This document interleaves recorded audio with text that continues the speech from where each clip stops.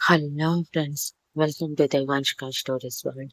ఇప్పుడు మీరు వినబోతుంది 'వరోధిని పరిణయం' స్టోరీలోని 36వ భాగం. ఇంటి నుంచి ఆవేశంగా బయలుదేరిన పార్థు డైరెక్ట్‌గా పోలీస్ స్టేషన్‌కి చేరాక పోలీసులు పార్థుని చూసి చిరునవ్వుతో షేక్ హ్యాండ్ ఇచ్చి, "థాంక్ యూ మిస్టర్ పార్థు. మాకు ఒక ఛాలెంజింగ్ కేస్ సాల్వ్ అయ్యింది మీ వల్ల. వీళ్ళు నార్మల్ క్రిమినల్స్ కాదు. అమ్మాయిల్ని కిడ్నాప్ చేసి అమ్మేసే బ్యాచ్. వీళ్ళ కోసం చాలా రోజుల నుంచి వెతుకుతున్నాం కానీ తప్పించుకుంటూ తిరుగుతున్నారు. ఈరోజు మీ వల్ల మీ భార్య వల్ల దొరికిపోయారు" అని అన్నారు. వాళ్ళల్లో తనకి తెలిసిన ఆఫీసర్‌తో పార్థు చిరునవ్వుతూ, "నాకు ఒక చిన్న హెల్ప్ చేస్తారా సార్" అని అడిగితే, "చెప్పు పార్థు" అని అడిగారు ఆయన. "నాకు ఒక హాఫ్ అన్ అవర్ టైం ఇవ్వండి సార్. నా భార్యని టచ్ చెయ్యాలని చూసిన వాళ్ళకి నరకం అంటే ఏంటో చూపిస్తాను" అని ఇంగ్లీష్‌లో రిక్వెస్ట్ చేయటంతో, తన రూల్స్‌కి విరుద్ధంగా ఆయన ఒప్పుకోవటం ఆలస్యం. పార్థు ఆవేశంగా వాళ్ళని ఉంచిన ఆ సెల్‌లోకి వెళ్ళి అప్పటికే ఒక కోటింగ్ పడే ఉండటం వలన ముక్కుతూ, మూలుగుతూ ఒక మూలకి పడుకొని ఉన్న నలుగురిని చూసి ఒకడి జుట్టు పట్టుకొని పైకి లేపి మొహం మీద పొడిగుద్దులు గుద్దుతూ, "నా వైఫ్‌ని టచ్ చేస్తావా? ఈ చేతితో కదా టచ్ చేసుంటావు" అంటూ ఒక్కసారిగా ఆ చేతిని మెలితిప్పి ఫట్మన్న శబ్దం వచ్చేలా చేయగానే దెబ్బకి అతను అరిచిన అరుపు ఆ సెల్ మొత్తం రీసౌండ్ వచ్చేలా వినిపించింది. ఆ అరుపుకి అప్పుడప్పుడే నిద్రలోకి జారుకుంటున్న మిగిలిన ముగ్గురు కళ్ళు తెరిచి ఎదురుగా యముడి రూపంలో ఉన్న పార్థు కనిపించగానే రాత్రి తమను కొట్టిన దెబ్బలు గుర్తుకు వచ్చి భయంతో ఒక మూలకు కూర్చున్నారు. ఈలోపు పార్థు తన చేతిలో ఉన్న వ్యక్తికి ఏ కీలు కాకీలు విరిచేసి పక్కన పడేసి మూలకి నక్కిన ముగ్గురిని చూసి పెద్ద పెద్ద అడుగులతో వాళ్ళని చేరి, ఆడపిల్ల ఒంటి మీద చేయి వేయటానికి చూస్తారా? ఆ చేతులే కాదు. ఎందుకోసం ఆడపిల్ల కావాలి అనుకున్నారో అదే లేకుండా చేస్తాను అంటూ ఫోర్స్‌గా ఒకటి సెంటర్ పాయింట్‌లో కొట్టేలోపు, "అన్నయ్య" అంటూ అరిచాడు ఆదిత్య. ఆదిత్యని ఇక్కడ చూసిన పార్థు మొహం చిట్లించి, "నువ్వేంటి ఇక్కడ" అని బేస్ వాయిస్‌లో అడిగాడు. "వీళ్ళ పని చెప్పాలని వచ్చాను కానీ ఆలోపు నువ్వు పని మొదలుపెట్టావు. వాళ్ళని ఏమైనా చెయ్యి. కానీ చంపేయకు. వాళ్ళ ప్రాణాలతోనే ఉండాలి" అని చెప్పాడు ఆదిత్య.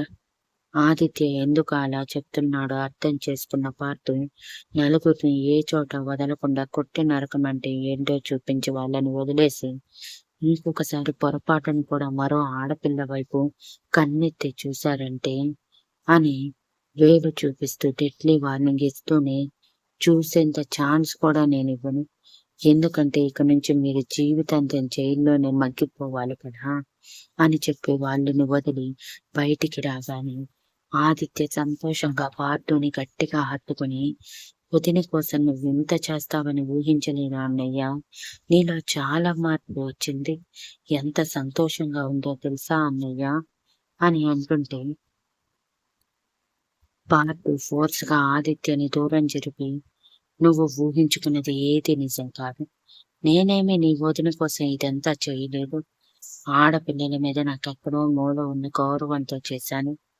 నాకు తెలిసిన దాని ప్రకారం వీళ్ళు బలవంతంగా ఆడపిల్లల్ని వ్యభిచారంలోకి దించుతున్నారని అర్థం కాగానే చంపేయాలని అనిపించింది. అందుకే వచ్చాను తప్ప ఆ వరుదిని టచ్ చేశావని చూశారని కాదు. కాబట్టి ఎక్కువగా ఊహించుకుని నువ్వు పొంగిపోకుండా నోరు మూసుకుని వెళ్ళు కదా" అని ఆఫీసర్‌తో వరుదిని చెప్పిందంతా చెప్పి, "వీళ్ళ మీద కేస్ స్ట్రాంగ్‌గా ఉండాలి ఆఫీసర్.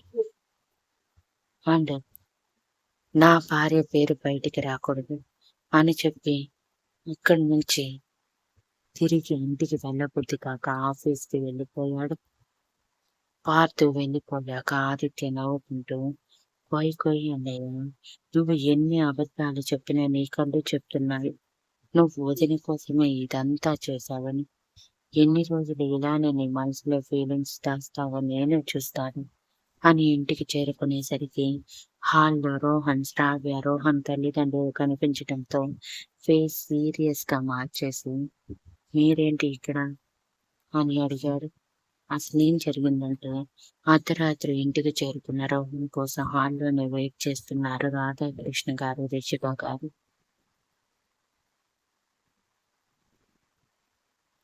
ఇద్దరు హడావిడిగా లోపలికి వస్తున్న రోహన్‌కి ఎదురు వెళ్ళి, "ఏం జరిగింది? ఆ అమ్మాయికి బానే ఉందా?" అని అడిగారు కంగారుగా. "బాగానే ఉంది. నాకు చాలా టైట్‌గా ఉంది. నేను రెస్ట్ తీసుకుంటాను మమ్మీ" అంటూ మరో మాటకి తావివ్వకుండా రూమ్‌లోకి చేరిన రోహన్ బెడ్ మీద పడిపోయి తన ఫోన్‌లో ఉన్న వరుదిని ఫోటోస్ ఓపెన్ చేసి, "ఎందుకు వరుదిని? ఎందుకు నా మనసుతో ఆడుకున్నావు? నా ప్రేమ అంత చులకనగా కనిపించిందా నీ కంటికి?" అని కొంచెం కోపం, కొంచెం బాధ కలగలిపి అనుకుంటూ, "but still I love you Varudhini. నా మొదటి ప్రేమ నువ్వు. నిన్నంత ఈజీగా మర్చిపోలేను" అని బాధగా అనుకుంటూనే కలత నిద్రపోయాడు. ఉదయం నిద్ర లేచిన రోహన్‌కి కిందకి వెళ్ళబుద్ధి కాక బాల్కనీలో నిలబడి ఉదయిస్తున్న సూర్యుడి వైపే చూస్తూ ఉన్నాడు. ఇంతలో డోర్ చప్పుడు కావటంతో వచ్చింది రిషిక గారు అనుకుని కమింగ్ అనగానే లోపలికి వచ్చింది శ్రావ్య. వచ్చిన తనకి రూమ్‌లో ఎక్కడా రోహన్ కనిపించకపోవటంతో బాల్కనీలోకి చూసి, అక్కడ రోహన్ ఆకాశంలోకి చూస్తూ ఉండటం గమనించి వెళ్లి రోహన్ భుజం మీద చెయ్యి వేయగానే రోహన్ ఆ స్పర్శ గుర్తించి, "ఏంటి? ఇప్పుడే నన్ను వెక్కిరించటానికి వచ్చేశావా? నీ ప్రేమని కాదన్నానని నా ప్రేమ కూడా నన్నంతే వదిలేసి వెళ్ళిపోయిందని" అని అడిగాడు. "ఏం మాటలు రోహన్ అవి? నేనెందుకు అలా అనుకుంటాను?" అని శ్రావ్య కన్నీళ్లతో అంటుంటే, "అదంతా తర్వాత కానీ, ఇంతకీ ఎందుకు వచ్చావు?" అని అడిగాడు. "నైట్ జరిగిందంత ఆంటీ, అంకుల్ నాకు ఫోన్ చేసి చెప్పారు. ఉదయం నుంచి నువ్వు కనీసం బయటికి రాలేదంట. ఉదయాన్నే జాగింగ్‌కి వెళ్ళేవాడు. ఈరోజు ఇలా మూడీగా ఉండటంతో భయం వేసి నాకు ఫోన్ చేసి చెప్పారు. నేను హడావుడిగా బయలుదేరి వచ్చేశాను. అసలు ఏం జరిగింది రోహన్? మొత్తం చెప్పొచ్చు కదా" అని అడగగానే రోహన్‌కి చెప్పాలి అనిపించి హాస్పిటల్‌లో జరిగిందంతా చెప్పి, తన పార్థు భార్య అందుకే అలా చెప్పింది. పార్థుకి అమ్మాయిలంటే ఇష్టం లేదు కదా! అందుకే వరూధినిని దూరం పెట్టి ఉంటాడు. కానీ రాత్రి వరూధిని కళ్ళల్లో పార్థు కోసం ఆరాటం, ప్రేమ నాకు కనిపించాయి అని అన్నాడు రోహన్ నిర్లిప్తంగా. రోహన్ ఎంత బాధపడుతున్నాడో తన మాటల్లోనే అర్థం చేసుకున్న శ్రావ్య రోహన్ని హత్తుకొని, "సరే, జరిగిందేదో జరిగిపోయింది. నువ్వు బాధపడినంత మాత్రాన కాలం వెనక్కి వస్తుందా? వరూధిని నీ సొంతమవుతుందా? నిజాన్ని యాక్సెప్ట్ చేయటమే కదా జీవితం అంటే. నువ్వు నన్ను కాదన్నావని నేను బాధపడుతూ ఇంట్లోనే కూర్చుండిపోయాను. ఏడ్చాను. అవేమీ చేయలేదు. ఇంకా నువ్వు కనీసం ఫ్రెండ్‌గా అయినా దగ్గరగా ఉన్నావని సంతోషించలేదా? అలానే నువ్వు కూడా వరూధినికి ఫ్రెండ్‌గా దగ్గరగా ఉండు. అప్పుడైతే నీలో ఈ ఫీలింగ్స్‌తో పాటు బాధ కూడా ఉండదు" అని సలహా ఇచ్చింది. కానీ శ్రావ్య, "నాకు వరూధినిని చూడాలంటే ఏదోలా ఉంది. తను ఎంత చెప్పినా వినిపించుకోకుండా ఏదేదో వాగి ఛాలెంజ్ చేసి వచ్చాను. ఇప్పుడు ఏ మొహం పెట్టుకొని తన దగ్గరికి వెళ్ళమంటావు" అని అంటుంటే, శ్రావ్య లాలనగా, "జరిగింది మర్చిపో రోహన్. నువ్వే చెప్పావు రాత్రి అంత పెద్ద ఇన్సిడెంట్ జరిగిందని. మరి తను ఎలా ఉందో ఇప్పుడు తెలుసుకునే బాధ్యత మనకు లేదా? అందుకే త్వరగా రెడీ అవ్వు. ఒకసారి వరూధినిని చూసి తనతో మాట్లాడి వద్దాము. నీకు సారీ చెప్పాలనిపిస్తే అక్కడే చెప్పేయ్. నీ మనసు తేలిక అవుతుంది" అని రెడీ అయి రమ్మని కిందకి వెళ్ళింది శ్రావ్య. శ్రావ్య కిందకి రాగానే రాధాకృష్ణ గారు, రిషిక గారు శ్రావ్య దగ్గరికి వెళ్ళి, "వాడు బాగానే ఉన్నాడా?" అని కంగారుగా అడిగారు.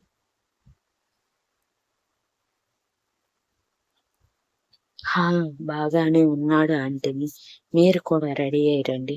వరుదినిని పలకరించి వద్దాము. మేము మాత్రమే వెళ్తే బాగుండదు కదా! అని చెప్పటంతో రిషిక గారు అసహనంగా ఆ అమ్మాయి దగ్గరికి ఎందుకు శ్రావ్య? మళ్ళీ వాడు బాధపడతాడు కదా! అని అన్నారు. లేదు ఆంటీ, వెళ్ళాలి. అంత పెద్ద ఇన్సిడెంట్ జరిగాక మనకి తెలిసాక కూడా కనీసం చూడటానికి వెళ్ళకపోతే ఏం బాగుంటుంది చెప్పండి? పైగా రోహన్ కూడా రియాలిటీ గుర్తించాలంటే వరూధినికి దగ్గరగా ఉండాలి. లేదంటే ఇలాగే డిప్రెషన్‌లోకి వెళ్ళిపోతాడు ఆంటీ అని అనగానే రోహన్ తల్లిదండ్రులు భయపడిపోయి వెళ్దాం అంటూ రాధాకృష్ణ గారిని ఆ రోజుకి ఆఫీస్‌కి వెళ్ళొద్దని చెప్పి ఇద్దరూ రెడీ అయి వచ్చేసరికి రోహన్ కూడా రావటంతో అందరూ ఏదో నామమాత్రంగా టిఫిన్ చేసి వరూధిని దగ్గరికి వచ్చారు. వాళ్ళు వచ్చేసరికి వరూధిని నిద్రపోతుందని తెలుసుకుని సోఫాలో కూర్చుని పెద్దవాళ్ళతో నార్మల్‌గా మాట్లాడుతూ ఉంటే రోహన్ మాత్రం తలదించి తన అరచేతులు చూసుకుంటూ సైలెంట్‌గా ఉన్నాడు. అప్పుడే ఎంట్రీ ఇచ్చాడు ఆదిత్య. ఆదిత్య లోపలికి అడుగు పెడుతూనే ఎందుకు వచ్చారు? అని అడగటంతో రాఘవయ్య గారు కళ్ళు చిన్నవి చేసి ఏం మాట్లాడుతున్నావు ఆదిత్య? వచ్చిన వాళ్ళకి మర్యాదలు చేయాలి కానీ ఇలా అడుగుతారా? అని గంభీరంగా అడిగారు. అబ్బా! మీరు ఊరుకోండి తాతయ్య అని ఆదిత్య విసుగ్గా చెప్పి రోహన్ వైపు చూస్తూ ఎందుకు వచ్చారు? అని మరోసారి అడగటంతో రోహన్ ఉక్రోషంగా వరూధినిని చూడటానికి వచ్చాము. ఇంత పెద్ద ఇన్సిడెంట్ జరిగాక కనీసం తనని పలకరించటానికి కూడా రాకూడదా? ఆ మాత్రం హక్కు మాకు లేదా? వరూధిని నన్ను ఫ్రెండ్‌గా యాక్సెప్ట్ చేసింది. నా ఫ్రెండ్‌కి జరిగిన ఇన్సిడెంట్‌ని పరామర్శించటానికి వచ్చాను. నీకేంటి? అని అన్నాడు రోహన్. రోహన్ మాటలకి ఆదిత్య వెటకారంగా నవ్వుతూ మరి కలిసారా? కలిసాక ఇంకా వెళ్ళిపోలేదేంటి? అని అడిగాడు. ఆదిత్య ఎందుకలా మాట్లాడుతున్నాడో అర్థం చేసుకున్న శ్రావ్య ఆదిత్య గారు అంటూ శ్రావ్యంగా పిలిచి ఆదిత్య చూపుని తన వైపు తిప్పుకొని ఇప్పటి వరకు జరిగింది మర్చిపోండి. ఆదిత్య గారు, రోహన్ తరపున మేము క్షమాపణలు చెప్తున్నాము. ప్లీజ్ మీరు జరిగింది మనసులో పెట్టుకొని ఇప్పుడు రోహన్ని తక్కువ చేసి మాట్లాడకండి అని అడిగింది.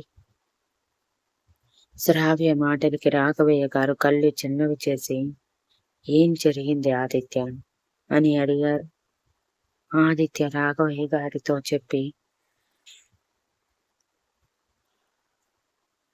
ఆయనని బాధ పెట్టడం ఇష్టం లేక ఏమీ లేదులే తాతయ్య. ఎలా ఉంది వదినికి? అని అడిగాడు. మీ అన్న వెళ్ళినప్పుడు నిద్రపోయింది. ఇంకా లేవలేదు. మేము ఏదైనా తినిపించటానికి లేపినా మత్తుగా కళ్ళు మూసి తెరుస్తుంది తప్ప మాట కూడా మాట్లాడటం లేదు. బహుశా వరూధినికి నీ అన్నయ్య స్లీపింగ్ టాబ్లెట్ ఇచ్చినట్టున్నాడు. అందుకే తను లేవటం లేదు అని అన్నాడు రాఘవయ్య గారు. ఓ! అదేం మంచిదేలే. వదిన జరిగిన ఇన్సిడెంట్ గురించి భయపడుతుంది కదా! మెలకువగా ఉంటే దాని గురించి ఆలోచిస్తూ ఉంటుంది. అందుకే అన్నయ్య ఇలా చేశాడేమో. ఇక మీకు తెలుసా తాతయ్య? అన్నయ్య ఎక్కడికి వెళ్ళాడో? అని కళ్ళు పెద్దవి చేసి రోహన్ వైపు ఓరగా చూస్తూనే వదినని టచ్ చేయాలని చూసిన బాస్టర్స్ దగ్గరికి వెళ్లి వాళ్ళని ఎముకలు విరిగేలా కొట్టాడు. అన్నయ్యకి వదినంటే ఇష్టం లేదని చెప్తూనే తన ఇష్టాన్ని చేతల్లో చూపిస్తున్నాడు. వదినకి చిన్న దెబ్బ తగిలినా తట్టుకోలేనంత సెన్సిటివ్ గా మారిపోయాడు. నాకైతే ఎంత ఆశ్చర్యం వేసిందో తెలుసా? అన్నయ్య అలా రియాక్ట్ అయ్యేసరికి. నేను వెళ్ళేసరికి అన్నయ్య వాళ్ళని కొట్టేస్తున్నాడు అని పార్థు చేసింది మొత్తం చెప్పి రోహన్ వైపు చూపు తిప్పాడు ఆదిత్య.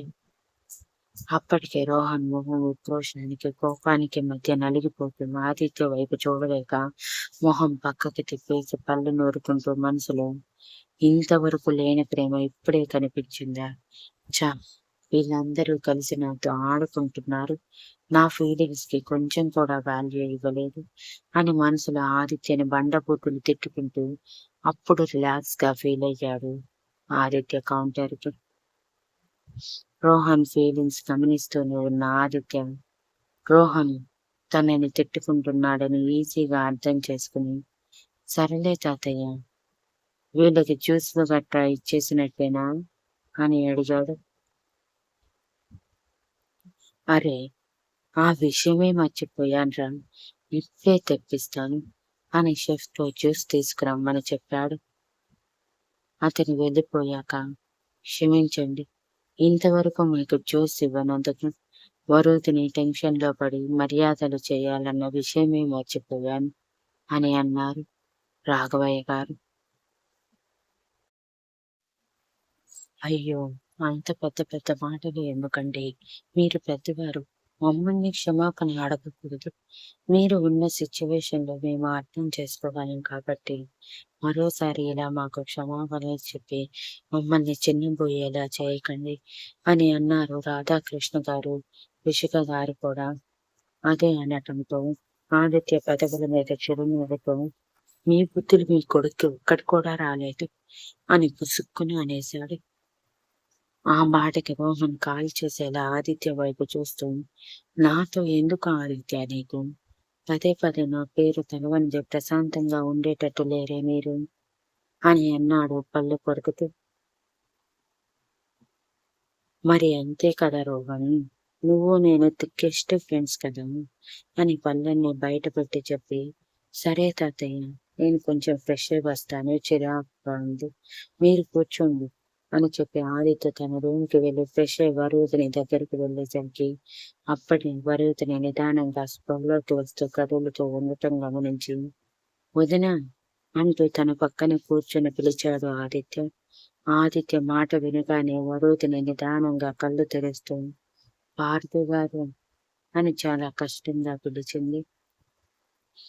అన్నయ్య కిందే ఉన్నాడు వదిన, టెన్షన్ పడకు అని వరుదిని చేతి మీద తట్టి నిదానంగా తనని లేపు కూర్చోబెట్టి, జ్యూస్ తీసుకువస్తాను ఉండు వదిన అంటూ కిందకి వెళ్ళాడు ఆదిత్య. అప్పటికి కింద వాళ్ళు జ్యూస్ తాగి ఇక మేము బయలుదేరుతాము అన్న స్టేజ్ లో ఉన్న క్షణాన ఆదిత్య, వదిన నిద్ర లేచింది, పలకరిస్తామంటే పలకరివ్వండి అని చెప్పటంతో అందరూ సరే అని తలకాయని గుమ్మడికాయలా గుండ్రంగా ఊపి రాఘవయ్య గారితో కలిసి వరుదిని దగ్గరికి బయలుదేరారు. ఆదిత్య కిచెన్ లోకి వెళ్లి తనే స్వయంగా వరుదిని కోసం సెల్ఫ్ ఎక్స్పీరియన్స్ మీద జ్యూస్ ప్రిపేర్ చేసుకుని పైకి వెళ్లేసరికి రోహన్ వరుదిని చేతిని పట్టుకుని మాట్లాడుతూ ఉన్నాడు. అది చూసి ఒక్క క్షణం ఆదిత్య కళ్ళు ఎర్రబడిన వెంటనే కంత్రి లాంటి ఐడియా తట్టడంతో 32 పళ్ళు బయటపెట్టు కిక్కి అని నవ్వుకుంటూ తన ఫోన్ తీసి పార్థుకి వీడియో కాల్ చేశాడు. అటువైపు ఆన్సర్ ఇవ్వటమే వరుదిని వాళ్ళు కనపడేలా ఫోన్ ని పాకెట్ లో పెట్టుకుని వరుదిని దగ్గరికి వెళ్లేసరికి రోహన్ ఆదిత్య చేతిలో జ్యూస్ గ్లాస్ తీసుకుని స్వయంగా వరుదిని చేతిలో పెట్టాడు. అది ఫోన్ లో చూసిన పార్థు పళ్ళు నేడుకుంటూ, వీడేంటి అక్కడ అని అనుకున్నాడు ఒక్క క్షణం. కానీ వెంటనే రియాలిటీ గుర్తు చేసుకుని, నేనెందుకు ఇంత జెలసీ ఫీల్ అవుతున్నాను? వరుదిని అంటే నాకు ఇష్టం లేదు కదా. అదే నిజం. అవును, ఇదే నిజం. అనవసరంగా ఓవర్ రియాక్ట్ కాకు పార్థు అని అనుకుంటూ ఫోన్ స్క్రీన్ వైపే చూస్తూ ఉన్నాడు. ఇక్కడ వరుదిని ఇబ్బందిగా రోహన్ వైపు ఒకసారి చూసి జ్యూస్ గ్లాస్ తీసుకుని తాగుతూ ఆదిత్య వైపు చూసింది. ఆదిత్య చిరునవ్వుతో వరుదిని వైపు చూస్తూ ఉంటే, పార్థు గారు ఎక్కడ ఆదిత్య అని అడిగి